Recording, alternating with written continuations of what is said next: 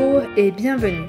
Je m'appelle Sophie Lemaître et avec le podcast Sophie au pays des possibles, je vous emmène à la rencontre de femmes et d'hommes aux parcours et horizons différents. Leur point commun ? Combattre la corruption et l'évasion fiscale pour un monde meilleur, plus juste et plus éthique. Parce qu'il ne s'agit pas uniquement de rêver d'un autre monde et parce qu'il est possible de changer les choses, rejoignez-moi au pays des possibles.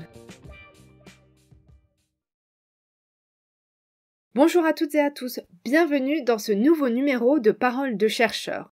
Mon invitée est Lola Avril, chercheuse postdoctorale en sciences politiques à l'University of Eastern Finland en Finlande. Lola est une spécialiste des questions de lobbying et de portes tournantes, ses allers-retours entre le public et le privé au sein de l'Union européenne. Lola nous explique avec des exemples concrets en quoi et comment les pratiques de lobbying et de portes tournantes peuvent poser problème pour la démocratie européenne.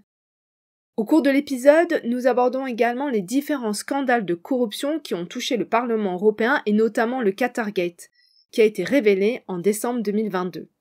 On fait le point et on regarde ce qui a ou pas changé depuis un an, depuis les révélations du Qatargate. En ayant en tête les élections européennes qui auront lieu le 9 juin, Lola propose un certain nombre de réformes pour protéger la démocratie européenne et restaurer la confiance des citoyens envers les institutions de l'Union européenne. Je ne vous en dis pas plus et je vous laisse découvrir cette conversation passionnante avec Lola Avril. Bonne écoute! Bonjour Lola Avril, bienvenue et merci d'avoir accepté mon invitation. Bonjour Sophie. Vous êtes docteur en sciences politiques et actuellement chercheur postdoctoral en Finlande au sein de l'University of Eastern Finland. Vos thèmes de recherche portent entre autres sur le lobbying, les revolving doors ou portes tournantes en français, parfois on entend aussi le mot pantouflage, au niveau européen et on y reviendra dans un instant. Vous avez soutenu votre thèse en 2019 à l'Université Paris 1 Panthéon-Sorbonne et votre thèse était dédiée à la profession d'avocat et au rôle des avocats au niveau européen. Pourquoi ce choix et qu'avez-vous constaté dans votre thèse ? Alors pourquoi le choix des cabinets d'avocats et des avocats ? D'abord parce que je m'intéressais en fait aux lobbyistes et c'était un petit peu ma première piste, ma première envie dans cette thèse, c'était d'explorer un petit peu le rôle des lobbyistes dans les politiques européennes. Et en fait, en remontant un peu le fil de l'histoire, je me suis un peu rendu compte que les premiers lobbyistes qui avaient des clients, c'est-à-dire pas des gens qui étaient au sein de fédérations européennes pour défendre un seul intérêt, ceux qui vraiment représentent plusieurs clients, plusieurs intérêts, sont un peu ce qu'on peut appeler des mercenaires de l'intermédiation des politiques publiques. Et ben, ces premiers intermédiaires, en fait, c'était des avocats d'affaires, à la fin des années 80 notamment, qui ont développé cette expertise dans les affaires publiques européennes. Et qu'avez-vous constaté, qu'avez-vous trouvé ? Est-ce que vous pourriez nous donner des exemples un petit peu de ce rôle d'avocat comme lobbyiste ? Dans ma thèse, je suis remontée encore un peu plus loin, en fait, à partir des années 60-70 et sur l'arrivée des premiers avocats dans les politiques européennes. Et les premières politiques européennes qui ont vraiment eu de l'importance parce que c'était des politiques de mise en forme juridique du marché européen, c'était les politiques de concurrence. Et en fait, à partir des années 80, on a une vraie diversification des cabinets d'avocats qui s'étaient spécialisés dans la concurrence, à partir de la fin des années 80, pour un ensemble de raisons qui tenaient tout à la fois à la multiplication des politiques de concurrence, à l'arrivée des cabinets d'avocats de Washington, notamment, qui ont importé leurs techniques de lobbying. Eh bien, pour toutes ces raisons, les cabinets ont investi dans cette activité de lobbying à côté des activités plus classiques, en fait, de défense d'un client dans le cadre d'une affaire, notamment d'une affaire de concurrence. Tout ça va se structurer un petit peu dans les années 90. Et à partir de la fin des années 90, les cabinets d'avocats vont carrément créer des départements affaires publiques, des départements lobbying. Et c'est à ce moment-là aussi qu'apparaissent à Bruxelles les premiers cabinets de lobbying qui sont créés pour influencer les politiques européennes. Super. Du fait de cette thèse, de ce travail sur le lobbying, vous avez élargi à l'ensemble des cabinets qui effectuent le lobbying. À quoi ressemble ce lobbying ? Quelle forme prend ce lobbying au quotidien au niveau européen ? Alors oui, c'est à partir de ces avocats que j'ai un petit peu élargi, et notamment avec d'autres chercheurs aussi qui travaillaient sur en fait les professionnels des affaires publiques. Et en regardant ces avocats, on a commencé à s'interroger, moi dans ma thèse, mais aussi ma collègue en Finlande, Emilia Korkea-Aho, qui travaille sur donc, les avocats lobbyistes. Et on s'est rendu compte qu'en fait, ils avaient très peu de différences, que ce soit en termes de trajectoire, que ce soit en termes d'éducation, de formation et même d'activité quotidienne, voilà, de pratiques professionnelles, avec des lobbyistes traditionnels. Et à tel point qu'en fait, maintenant, ce qu'on voit, c'est des circulations privées-privées, c'est-à-dire entre des cabinets d'avocats et des cabinets de lobbying. Donc, on a des consultants de cabinets de lobbying qui vont être recrutés par des cabinets d'avocats et des avocats qui ont fait toute leur trajectoire dans des cabinets d'avocats qui vont être recrutés dans des cabinets de lobbying. Donc ça, c'est un petit peu la première constatation, c'est que les avocats d'affaires à Bruxelles sont en fait très proches des professionnels des affaires publiques, des autres lobbyistes en cabinet de conseil. Et alors, qu'est-ce qu'ils font? Eh bien, il faut d'abord un petit peu démystifier le travail du lobbyiste. Le lobbyiste passe le plus clair de son temps à Bruxelles à faire beaucoup de veille juridique. Il s'agit de suivre les évolutions d'un dossier, de regarder quels amendements sont déposés, de voir s'ils sont favorables ou non à la position du client qu'on représente, etc., etc. Donc ça, c'est un premier aspect du travail et qui n'est pas des moindres, qui est vraiment assez chronophage. Et puis ensuite, il y a tout le travail évidemment d'influence, d'essayer d'influer sur l'élaboration des politiques, mais aussi sur leur application. Et là, ça va passer par un ensemble de rédaction de ce qu'on appelle des position papers, de rédaction de positions comme ça pour un petit peu marquer la position de son client, d'un intérêt. Ça va passer aussi par avoir des réunions avec des agents, des fonctionnaires de la Commission européenne, des assistants de députés européens, des conseillers des représentations permanentes à Bruxelles, donc c'est les ambassades des États membres à Bruxelles. Donc un ensemble de réunions, ça peut également passer par la participation à des groupes d'experts. La Commission européenne se nourrit de groupes d'experts et de l'expertise externe, donc on peut aussi intégrer des groupes d'experts et défendre ses intérêts.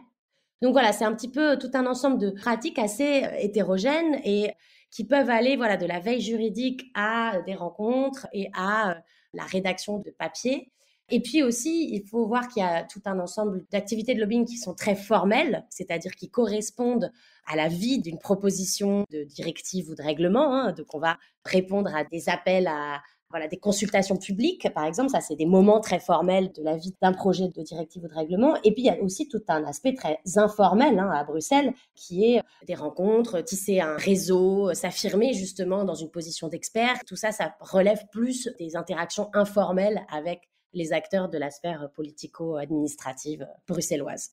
Et alors, en quoi ce lobbying peut-il poser problème ou peut-il poser question? En entendant, votre description de la manière dont le lobbying est fait, on entend qu'il y a de l'expertise qui est apportée, il y a des échanges avec les parlementaires ou avec la Commission européenne qui se nourrit de l'information qu'on peut lui transmettre, qui ont besoin aussi de cette information, qui ne sont pas forcément experts de l'ensemble des sujets. En quoi le lobbying peut-il devenir problématique? Effectivement, vous avez raison. D'abord, si on peut éviter de raisonner en positif ou négatif, mais il y a effectivement un besoin de la Commission européenne d'une expertise externe, et ça c'est historique. Des travaux de chercheurs en sciences politiques l'ont montré notamment. La Commission européenne, c'est une administration qui est relativement petite en réalité par rapport à son champ d'expertise, son champ de compétences, et qui a donc besoin de rencontrer des personnes extérieures pour avoir des connaissances techniques. Elle ne peut pas avoir tout en interne. Donc c'est là que le lobbying, ou en tout cas les interactions avec le secteur privé, avec d'autres intérêts, en tout cas avec des organisations de la société civile, des ONG, etc., peut apporter de la richesse pour l'élaboration d'un projet de directive ou de règlement. Ce qui peut poser peut-être davantage problème à Bruxelles, c'est le déséquilibre entre les intérêts représentés et le coût à l'entrée aussi pour représenter les intérêts. Et ça, c'est quelque chose que montre très bien, par exemple, Yorgos Vassalos, un chercheur en sciences politiques spécialisé sur ces questions, qui montre qu'il y a un réel déséquilibre entre les intérêts industriels, les intérêts commerciaux représentés et les organisations de la société civile ou les ONG. Donc ça, c'est un premier point auquel il faut être très attentif, en fait, c'est sur quels intérêts sont représentés et comment. Alors un autre sujet sur lequel vous travaillez, c'est la pratique des portes tournantes. Donc en anglais, c'est le terme de revolving doors et des risques de conflit d'intérêts liés à cette pratique des portes tournantes.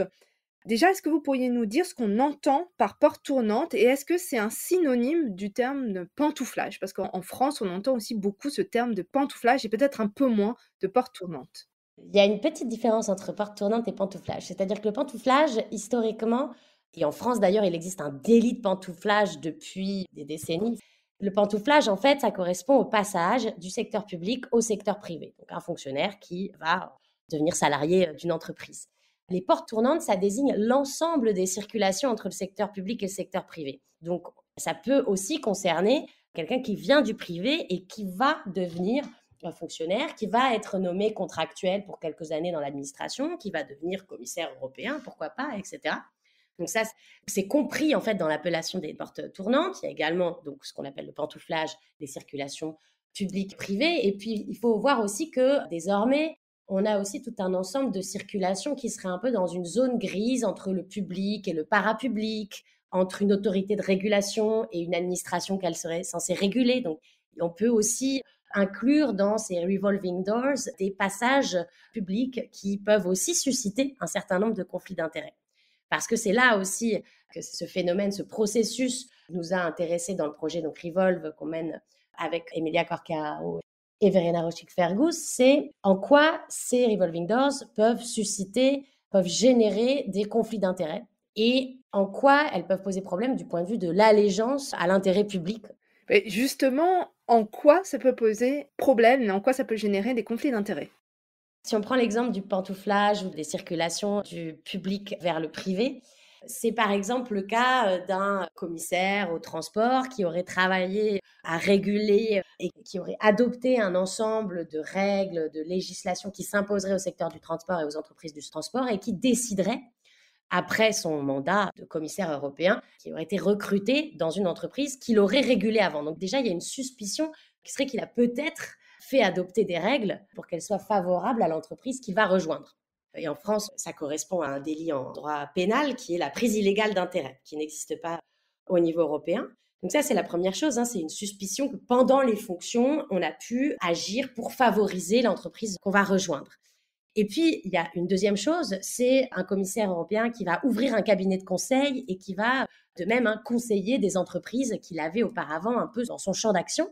Et bien là, il peut y avoir aussi une suspicion qu'il va, en quelque sorte, vendre ses entrées dans le champ politico-administratif européen, vendre son réseau, peut-être souvent d'ailleurs aussi faire partager sa connaissance intime des procédures, de ce qui est requis pour avoir des marchés publics, par exemple, etc. Donc ici, c'est plutôt son comportement après, et notamment le respect de son devoir de discrétion et de ne pas divulguer un petit peu l'ensemble des informations auxquelles il aurait eu un accès privilégié pendant son mandat.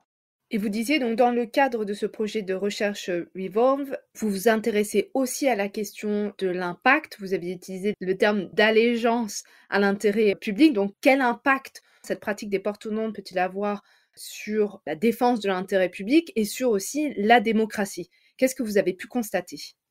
Alors, on est au milieu de ce projet de recherche. Donc, c'est un projet de recherche où on est 3 chercheuses. Il y a 2 juristes et je suis un peu la politiste du groupe. On travaille sur le niveau européen, mais aussi sur le niveau national. Donc, moi, je suis en charge de regarder le terrain français. Ma collègue est en Finlande et on a donc une 3e collègue en Slovénie. Et les premiers constats qu'on peut voir à partir de nos terrains respectifs, et notamment du terrain européen, c'est qu'on ne peut pas éviter les portes tournantes. C'est-à-dire qu'il ne s'agit pas de dire qu'il faudrait qu'elles n'existent pas. Elles font partie de la vie, de la carrière désormais de la plupart des membres de l'administration, et notamment parce qu'il y a une contractualisation de l'administration, c'est-à-dire que de plus en plus, on va recruter des contractuels sur 2 ans, 3 ans, qui, bien sûr, ensuite vont chercher un autre poste, très probablement dans le secteur privé. Donc ça, c'est le premier constat, c'est qu'on ne peut pas éviter ces revolving doors et qu'il ne s'agit pas, en faisant cette recherche, de les prohiber ou d'inciter à interdire les passages publics-privés. En revanche, ce qu'on constate, alors là, je vais prendre l'exemple peut-être de mes avocats en droit de la concurrence, que je connais davantage puisque j'ai beaucoup regardé leur trajectoire pendant ma thèse. Ce qu'on constate, c'est qu'il peut y avoir des mouvements problématiques parce qu'ils sont aussi pas du tout dans la ligne de mire des institutions. C'est-à-dire qu'ils ne sont pas du tout régulés, qu'on ne va pas contrôler. Et je prends un exemple, celui des cabinets d'avocats, par exemple. Normalement, si on est passé par la commission et qu'on est recruté par un cabinet d'avocats, on n'a pas le droit de travailler sur les dossiers dans lesquels on était impliqué pendant son passage dans l'administration. Il y a quelque chose de frappant, c'est que quand un cabinet d'avocats recrute un fonctionnaire, un ancien fonctionnaire ou un ancien contractuel, il va indiquer sur son site internet sur quel dossier a travaillé l'avocat, comme si c'était un argument commercial. Voilà, on a recruté un tel, il a travaillé sur tel et tel dossier, comme si aussi il allait pouvoir continuer à conseiller sur ses affaires ou sur ses domaines, alors qu'en théorie, ce ne serait pas tout à fait respectueux des règles concernant les passages publics-privés. Donc voilà, on a tout un ensemble de questions qui peuvent poser problème. Là, vous nous avez donné un exemple et est-ce que vous pourriez nous expliquer en quoi cette circulation, publique-privée peut affecter, en fait, la décision ou l'adoption de réglementations qui ne seraient pas forcément faites dans l'intérêt général? Voilà, vous le disiez, il peut y avoir le fonctionnaire, s'il est recruté par un cabinet d'avocats, il y a une certaine période sur laquelle il ne peut pas travailler sur les dossiers sur lesquels il Voilà. travaillait lorsqu'il était dans l'institution européenne. Je crois que ça s'appelle la cooling off period. Mais concrètement, en quoi est-ce problématique qu'ils aient à connaître ou à travailler sur ces questions? En quoi ça pourrait éventuellement influencer de manière négative ou peut-être positive, je ne sais pas, pour pas trop biaiser la question, la prise de décision qui doit normalement se faire dans l'intérêt général? Pour répondre à cette question, alors déjà, il est évidemment très difficile scientifiquement d'établir si oui ou non une décision est influencée. C'est toujours extrêmement difficile d'isoler un facteur qui serait l'influence, le lobbying ou un passage public-privé. En quoi ce serait problématique? On en revient un petit peu à ce que je vous avais dit au départ sur l'équilibre des intérêts représentés en fait et sur l'égale chance de tous les intérêts à être écoutés. Si on a un ensemble de certains intérêts, notamment des grandes entreprises, des grands intérêts commerciaux qui sont capables de recruter parce que peut-être plus attractifs des agents de la Commission européenne, par exemple, eh bien, là encore, s'il n'y a pas de règles concernant la prise de contact avec son ancienne équipe, s'il n'y a pas de devoir de discrétion qui est appliqué, s'il n'y a pas aussi des limitations sur les dossiers dans lesquels on peut travailler, eh bien, là encore, il y a une espèce d'inéquité entre les intérêts et leur capacité à être écoutés au niveau européen. Là, on a dressé un peu le portrait d'à quoi ressemble le lobbying ou les portes tournantes avec les risques de conflit d'intérêts. Au niveau européen, quelles réglementations existent pour limiter ces risques de conflit d'intérêts, pour éviter que certains intérêts soient représentés de manière disproportionnée? Et la réglementation actuelle est-elle suffisante? Alors, déjà, il y a énormément de règles au niveau européen et c'est un petit peu tout le problème, hein, c'est qu'on a un vrai patchwork et il est très difficile d'avoir une vision globale de quelles sont les règles. On a un petit peu regardé ça dans un livre blanc qu'on a publié avec mes collègues récemment sur ces questions justement avec Antoine Vaucher, Emilia Corkeao, Juliette Lelieur et Chloé Fauchon. Le premier constat, c'est qu'en essayant de dresser un petit peu voilà, la liste des règles qui viendraient réguler, que ce soit les passages publics-privés ou le lobbying, et il y en a une infinité, puisque ça dépend du statut, ça dépend de l'institution, ça dépend voilà, si on est commissaire, si on est un haut fonctionnaire, si on est un fonctionnaire un petit peu plus bas dans la hiérarchie. Parfois même, comme à la Banque centrale européenne, ça dépend de l'activité qu'on a, de sur quel secteur on travaille, etc. Donc il y a une multiplicité de règles et c'est très difficile d'avoir comme ça une vision globale. Si on regarde aussi, il y a un vrai problème d'application de ces règles. Donc, en général, quand même, hein, il y a plusieurs principes, on va dire, sur ces revolving doors, par exemple. C'est ce que vous disiez, la cooling off period, c'est-à-dire que pendant un certain temps, soit on est interdit de faire du lobbying, soit on est interdit de travailler sur certains secteurs, etc. C'est une période qui va généralement entre 6 mois et 3 ans, on va dire. Donc voilà, il y a ce premier principe de la cooling off period où donc l'agent, l'ancien commissaire, etc., doit notifier son ancienne autorité hiérarchique de sa nouvelle occupation, donc c'est-à-dire j'ai l'intention de travailler pour telle entreprise. Il va y avoir donc un comité d'éthique souvent où l'autorité hiérarchique va se prononcer sur la compatibilité de cette nouvelle occupation par rapport aux anciennes fonctions occupées dans le secteur public. Donc ça, c'est un petit peu la règle dont voilà, les modalités d'application diffèrent énormément en fonction des statuts, des institutions, etc., etc. Et déjà, il y a un premier obstacle à ces règles, c'est leur absence d'application. C'est-à-dire qu'en fait, ce qu'on voit, c'est qu'en général, les comités d'éthique qui sont en charge de l'application de ces règles ont très peu de ressources. Il y a très peu de personnel, il y a très peu de temps alloué à vérifier si les agents déclarent bien leurs nouvelles activités, et il y a très peu également de ressources pour contrôler si les réserves sont appliquées. C'est-à-dire que généralement, il va y avoir une décision de compatibilité avec réserve. Oui, vous pouvez ouvrir votre cabinet de conseil, mais vous ne devez pas avoir tel et tel client lié à tel et tel secteur.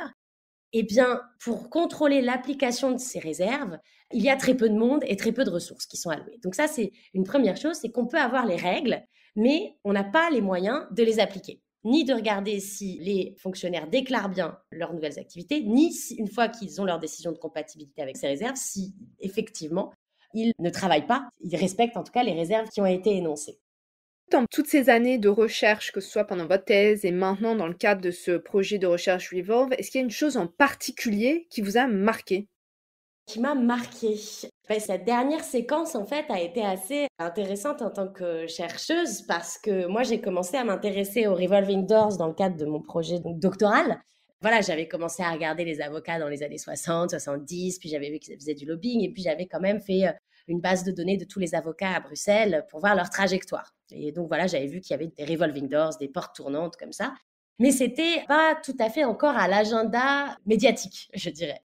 Et c'est vrai qu'en fait, depuis qu'on a commencé le projet là, Revolve, déjà le mois où on l'a commencé, on a eu l'affaire Uber, ce scandale avec la diffusion par un lanceur d'alerte, Mark McGann, d'un ensemble de papiers de lobbying sur Uber et qui montrait qu'une commissaire européenne n'avait pas respecté sa cooling off période et avait travaillé pour Uber alors même qu'on lui avait déconseillé très très fortement de le faire. Donc voilà, un petit peu déjà, on est un peu rattrapé par la réalité. Et puis le Qatargate ensuite en décembre dernier, ce qui fait qu'en fait, c'est un petit peu la première fois dans mes recherches qui était aussi assez socio-historique depuis le début de mon projet doctoral qu'on se retrouve vraiment en tant que chercheur au cœur de l'actualité, quoi, à chercher, à travailler avec des journalistes par exemple, à échanger avec eux. Et ça, j'ai trouvé ça assez marquant comme transformation en tout cas de mon métier de recherche. Je reviendrai dans un instant sur le Qatargate, mais restons sur vos méthodes de recherche. Justement, comment vous travaillez sur ces sujets, que ce soit le lobbying ou la question des portes tournantes? C'est pas quelque chose comme ça qui saute aux yeux. J'imagine qu'il y a un travail d'investigation à réaliser. Donc, comment faites-vous ce travail-là pour retracer les carrières, les parcours et ces circulations entre public, privé et peut-être ces intérêts qui peuvent parfois être représentés de manière disproportionnée? Oui, alors ça a toujours été un petit peu un enjeu, ça, comment trouver des choses, comment avoir un bon matériau de recherche pour travailler sur ces questions.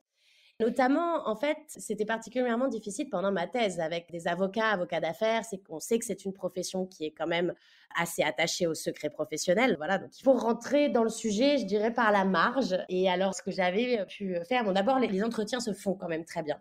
Et ça, c'est quelque chose que j'ai toujours fait voilà, dans toutes mes recherches, c'est des entretiens, 1 heure et demie, avec le plus d'acteurs possible, où je garantis l'anonymat.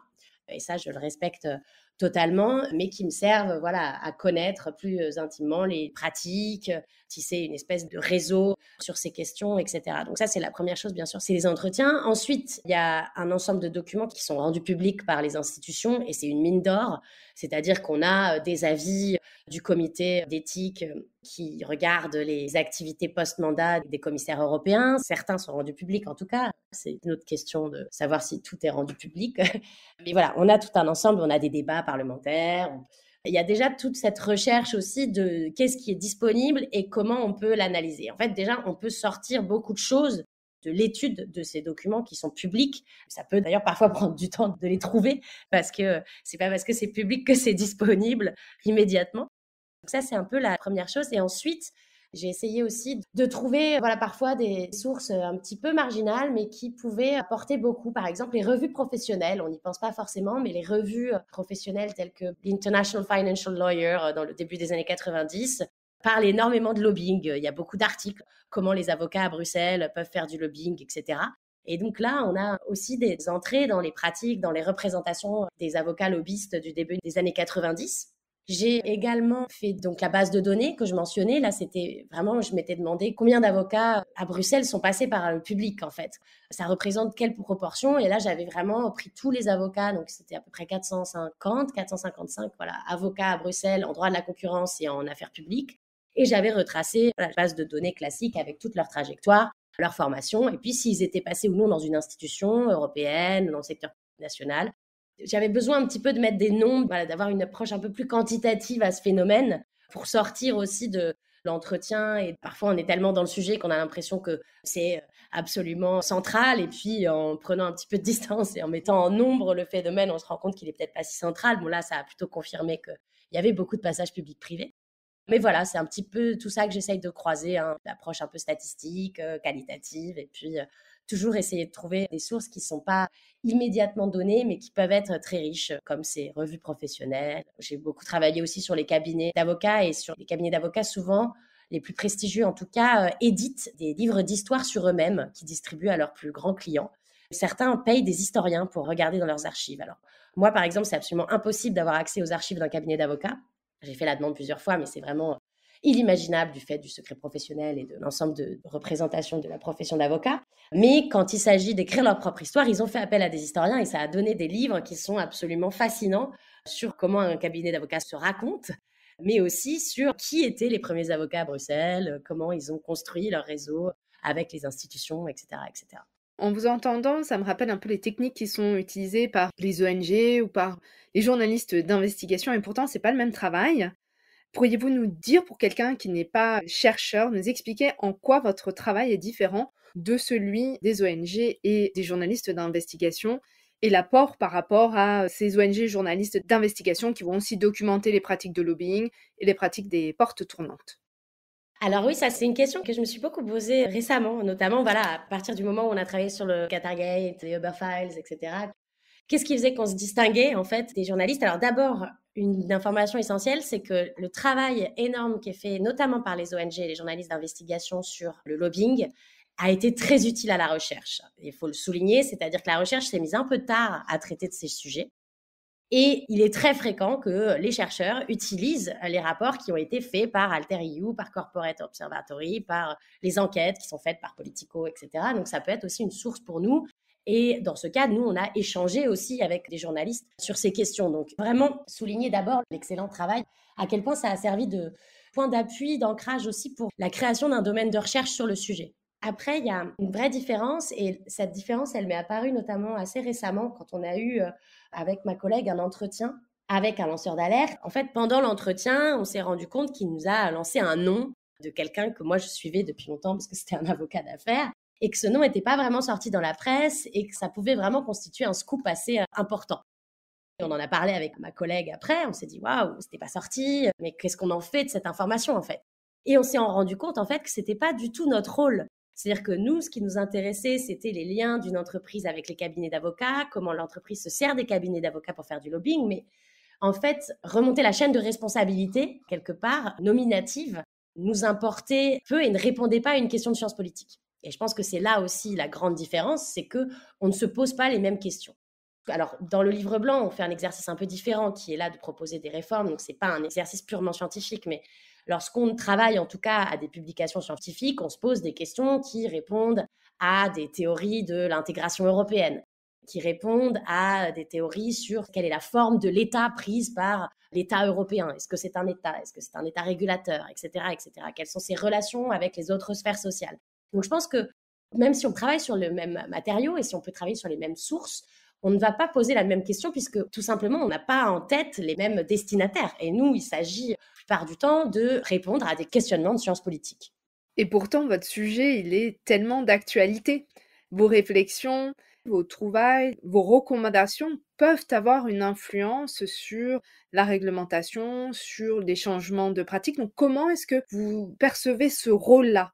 Le rôle du chercheur, voilà, très bien, c'est en sciences politiques, mais vous êtes sur un objet actuel. On reviendra sur le Qatargate et peut-être sur d'autres exemples. Dans quelle mesure, voilà, votre travail peut nourrir les réformes et les changements de pratiques? Oui, alors moi je pense, et de plus en plus, et je pense que plus on devient aguerri à la recherche, plus on a aussi envie de s'adresser à d'autres personnes et de répondre à d'autres questions, peut-être que celles strictement de sciences politiques. Et il est vrai que sur des sujets tels que ceux-ci, notamment quand ils sont particulièrement dans l'actualité, une fois qu'on a fait ce travail de questionnement du matériau, de recherche, etc., par rapport au questionnement de sciences politiques, une fois qu'on a fait son investigation, ça n'empêche pas du tout, pour moi, de prendre part au débat public et à partir des connaissances qu'on a acquises, de s'exprimer et de proposer des réformes. Évidemment, ce n'est pas dans les mêmes publications, ça ne s'adresse pas au même public. D'ailleurs, on va écrire différemment, ce n'est pas le même style non plus de rendu, de communication des résultats de la recherche, mais ça peut être totalement dans la continuité pour moi de prendre part au débat. Et notamment quand on a la chance d'avoir travaillé sur un sujet et de le connaître presque de manière intime parce que ça fait plusieurs années qu'on le traite. Donc, je ne pense pas qu'il faut pour autant s'empêcher de prendre part au débat public. Et un exemple d'ailleurs de prendre part dans le débat public, c'est le livre blanc que vous avez mentionné. Donc ce livre blanc, il a été publié en décembre 2023 par l'Observatoire de l'éthique publique. Et vous avez d'ailleurs reçu avec vos co-auteurs le prix éthique 2023 d'Anticor au mois de janvier. Ce livre blanc fait suite au Qatargate qu'on a mentionné. Donc, pour rappeler brièvement, le Qatargate, c'était en décembre 2022, un scandale de corruption qui éclabousse le Parlement européen. On y apprenait que des députés sont soupçonnés d'avoir perçu de l'argent en échange de la défense des intérêts du Qatar au sein du Parlement européen. En faisant ce livre blanc, qu'avez-vous constaté? Qu'est-ce qui s'est passé en un an? Dans quelle mesure le Parlement européen a pris conscience de la gravité des faits, de l'urgence de prendre des mesures pour renforcer l'intégrité et la probité des élus? Je vais poser plusieurs questions, j'en pose 3. Et la troisième, quelles sont les mesures et que faudrait-il faire? Alors, qu'est-ce qui s'est passé en un an? D'abord, peut-être pas grand-chose. C'est un petit peu ce qui a suscité aussi l'écriture de ce livre blanc, c'est que effectivement, c'est un scandale, c'est un peu une crise. On vient d'ailleurs avec d'autres collègues de sortir un livre sur le sujet. Et en tant que crise de la démocratie européenne dans ce cas-là, puisqu'il s'agit vraiment une mise en cause en fait de la vice-présidente du Parlement européen, eh bien, ça a pu accélérer ou en tout cas remettre sur le devant de la scène en priorité certains débats, dont celui d'un organe d'éthique européen dont les compétences sont très variées en fonction des propositions, mais il y avait cette proposition qui était dans les cartons depuis quelques mois, quelques années déjà, mais qui a pu être remise sur le devant de la scène. Ce qu'on a vu aussi, c'était le fait que ce soit la justice belge qui soit chargée de l'enquête, parce que le parquet européen n'est pas compétent dans cette affaire, qu'il y a eu beaucoup de procédures qui ont été ralenties du fait du jeu entre les juridictions nationales des États membres, notamment, si je me souviens bien, entre l'Italie et Bruxelles. Donc on a vu qu'il y avait une difficulté à traiter aussi cette crise. Et puis que les premières réponses, et ça je vais déjà sur votre deuxième question, mais les réponses du Parlement européen ont d'abord été un peu de rejeter la faute sur l'autre. C'est-à-dire qu'on a une directive sur l'action des pays tiers, donc l'influence des pays tiers. Donc on a un petit peu pointé le fait que le Qatargate, c'était le Qatar. Et puis un renforcement aussi des déclarations de lobbying, notamment des ONG, puisque dans ce cas-là, il y avait une ONG qui était impliquée. Donc on a vu d'abord un premier, je dirais un petit réflexe du Parlement européen qui a été de pointer la responsabilité externe, sans grande remise en question en fait des fonctionnements internes du Parlement européen. Et c'est un peu de là qu'est né le livre blanc, c'était d'insister aussi sur la nécessité d'une réforme interne de l'éthique des fonctionnaires, c'est-à-dire de réguler ce qu'on appelle le moonlighting, c'est-à-dire les activités parallèles des députés, et certains doublent leur salaire comme ça, en ayant d'autres activités, en ayant aussi un réel organe d'éthique européen, mais avec des vraies ressources, comme je le disais tout à l'heure, qui peut être capable d'identifier les manquements, capable d'appliquer les réserves, etc., etc. Donc c'est un petit peu ça l'envie aussi qui a généré ce livre blanc, c'était d'insister sur les raisons systémiques, les raisons de culture institutionnelle interne qu'il fallait peut-être aussi penser à réformer, comme la régulation de lobbying des États tiers ou de la déclaration des ONG. Et d'ailleurs, c'est assez surprenant, par exemple, si on regarde en France, on a quand même un certain nombre de mesures qui sont mises en place, bien sûr, c'est perfectible. On a des élus qui ont pu faire l'objet d'enquêtes, qui ont pu même être condamnés. Et en même temps, là, en vous entendant sur le cas du Qatargate et du Parlement européen, on a l'impression qu'il y a un fossé énorme entre ce qui peut se passer au niveau du Parlement européen et ce qu'on peut avoir, par exemple, en France en termes de politique d'intégrité et de probité. Qu'est-ce qui peut expliquer ce décalage? Parce qu'on a bien évidemment au niveau européen des députés français, on a des députés italiens, etc. Donc eux-mêmes, dans leur pays, ils ont un certain nombre de réglementations pour l'intégrité et la probité. Et pourtant, au niveau européen, on n'a pas cet échelon-là. C'est quelque chose sur lequel on a un petit peu insisté aussi dans le livre blanc, c'est cette notion de transparence et l'idée que c'est parce qu'on aurait des règles qui imposent la transparence, l'obligation de publier ses réunions, l'obligation de déclarer ses cadeaux, l'obligation de déclarer ses activités accessoires ou post-mandat. Parce qu'il y aurait ces règles, alors on aurait une vie politique et des agents administratifs complètement éthiques. Et ce qu'on montre dans le livre blanc, c'est l'idée que peut-être la transparence n'est qu'un moyen, mais n'est pas une fin, et qu'il faut aussi avoir les ressources pour l'appliquer, pour contrôler qu'elle est bien respectée. Est-ce que c'est si différent de la France? Alors effectivement que la France est généralement érigée en modèle, et notamment avec la Haute Autorité pour la transparence de la vie publique, etc. Dans une grande mesure, la France repose aussi sur ce modèle de la transparence quand même. C'est-à-dire qu'on a des déclarations, on a des obligations de déclaration très poussées, etc. Donc la France n'est pas si éloignée de ce modèle. Elle n'est pas non plus exemple de scandale, je crois. Peut-être que je ne mettrai pas de hiérarchie entre les systèmes d'éthique européens et nationaux. C'était parce que j'avais été surprise en lisant une enquête, publiée par Le Monde avec la plateforme d'investigation Follow the Money, donc qui était parue au mois de janvier, qui révélait que près d'un quart des 704 députés européens ont été impliqués dans une affaire de corruption, de détournement de fonds publics, de harcèlement. Il y avait même certains qui avaient été condamnés, mais qui exerçaient toujours ces fonctions de députés européens. Et donc j'avais été surprise de lire ça parce que en France, si un député était condamné, notamment pour des infractions liées à la probité, il perdrait son mandat. Donc c'était assez surprenant de voir ces différences. Et comme vous mentionnez qu'en interne, au niveau du Parlement européen, il y avait plutôt tourné le regard vers l'autre plutôt qu'une introspection et se remettre en question et réformer complètement le système. Voilà, je me posais la question, qu'est-ce qui expliquait peut-être ce décalage entre le niveau européen et le niveau français, même si en France, bien évidemment, on peut faire mieux. Tout à fait. Et vous pointez aussi, c'est les possibilités de sanctions sont assez limitées et sont très floues dans les textes. C'est-à-dire que malgré la multiplicité, le patchwork total de règles qu'on peut avoir, mais qui existent au niveau européen, en revanche, qu'est-ce qu'on risque si on ne respecte pas les règles? C'est beaucoup plus flou. Et globalement, on risque pas grand-chose. C'est ça la conclusion qui s'impose, c'est que on a très peu de sanctions individuelles qui seraient crédibles. Et ça, on le souligne dans le livre blanc et on appelle à des sanctions d'inéligibilité, de réduction des droits à la pension, etc. Et en fait, tout se passe un peu dans une sorte de règlement informel et confraternel des conflits.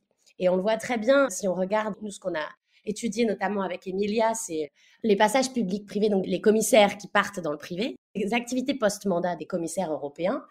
Lorsqu'un commissaire européen veut faire une activité post-mandat, il va la notifier au comité d'éthique. Si le comité d'éthique sent que ça va pas du tout le faire, cette nouvelle activité, qu'elle est totalement incompatible avec justement le pouvoir d'éthique, eh bien, le comité va simplement dire amicalement au commissaire que peut-être il ne devrait pas notifier, retirer sa notification et qu'il ne devrait pas exercer cette activité. Donc tout ça se passe en dehors de la procédure et va se régler comme ça. Ce qui fait que c'est arrivé à Neelie Kroes qui a décidé quand même de travailler pour Uber au final sans le dire, hein, mais qui a pu retirer sa notification. Et on a comme ça tout un ensemble de règlements assez informels des potentiels conflits que peut générer ces règles et très peu de sanctions qui sont appliquées. Dans ce livre blanc, vous faites une liste de propositions. Quelles sont les 3 grandes propositions que vous voudriez mettre en avant, ou vous pensez être vraiment les plus importantes là, ou les plus urgentes à mettre en œuvre pour protéger la démocratie et aussi les citoyens européens? Alors, la première, ce serait vraiment cet organe européen unique d'éthique. Et ça, on n'est pas les seuls chercheurs à appeler, hein. Je pense notamment au travail d'Alberto Alemano, qui a énormément travaillé sur cette question. Il y a une proposition de la Commission qui a été faite en ce sens, mais qui est très, très pauvre. Ce ne serait pas du tout un organe qui aurait les ressources et les compétences nécessaires pour faire appliquer les règles. Donc, la création d'un organe unique européen d'éthique qui serait en charge du respect de l'ensemble des règles, donc c'est-à-dire pas ce patchwork complètement incompréhensible qui existe aujourd'hui, mais aussi une unification en fait des règles relatives aux conflits d'intérêts, etc., au lobbying, et qui inclurait idéalement aussi des représentants extérieurs aux institutions, parce qu'on l'a dit, il y a des ONG spécialisées, des organisations de la société civile, des parlements nationaux qui font beaucoup aussi sur ces questions. Donc voilà, ça serait la première chose que j'aimerais mettre en avant. La deuxième, c'est ce qu'on appelle une infrastructure d'incompatibilité. Ici, c'est vraiment interdire de manière très claire certaines fonctions avec certaines activités. Pourquoi on autorise les eurodéputés à avoir des activités parallèles? Donc, on pourrait interdire d'avoir toute nouvelle activité professionnelle, par exemple. Pourquoi on autorise les hauts fonctionnaires à faire du lobbying? Parce qu'en fait, on a une interdiction de principe, mais qui est très souvent aménagée en pratique. Voilà, toute une infrastructure d'incompatibilité, que ce soit pendant le mandat de député européen, par exemple, ou après, pendant ce qu'on appelle donc la cooling off période, pendant une certaine période, interdire de faire du lobbying, interdire de manière très claire. Infrastructure d'incompatibilité, ce serait la deuxième chose. Et enfin, ce que je disais sur les sanctions, c'est-à-dire que dans le livre blanc, on propose un éventail de sanctions allant de la sanction individuelle, administrative, etc., à des sanctions pénales pour les infractions les plus graves, qui permettraient, par exemple, au parquet européen de se saisir d'affaires comme celle du Qatargate, alors qu'il n'est pas compétent pour le moment. Donc voilà, un ensemble de sanctions adossées à ces infrastructures d'incompatibilité et à cet organe unique d'éthique européen. Et j'ai une question corollaire, puisque nous sommes à quelques mois des élections des députés européens qui auront lieu début juin. Si vous aviez un message à faire passer aux candidats à l'élection européenne, quel serait-il?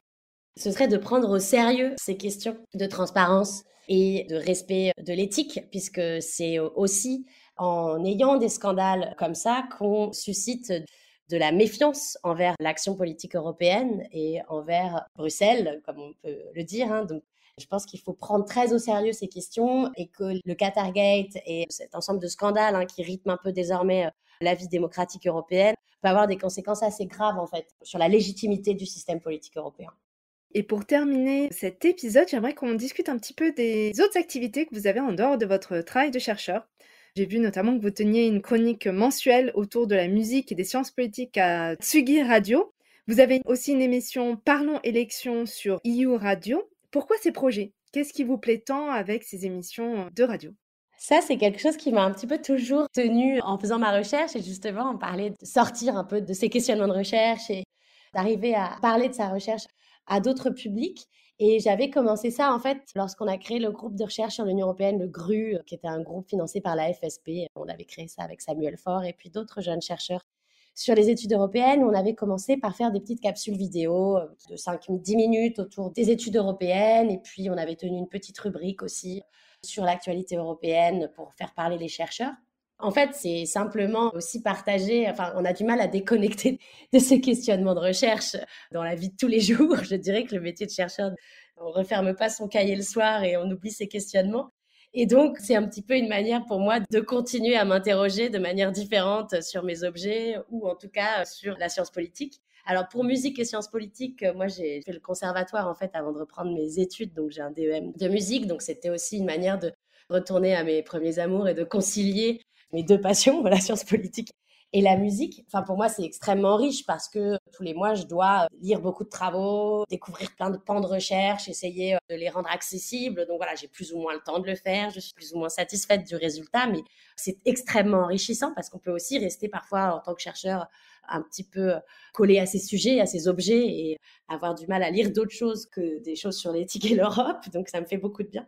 Et puis sur Parlons élections, c'était aussi l'envie de donner la parole à des collègues et de les faire réfléchir par rapport à cette échéance que sont les élections européennes. Et voilà, c'est une manière, encore une fois, de prolonger ce pont que j'aimerais construire entre la recherche et l'actualité, et la recherche et un public qui serait plus large que le public scientifique.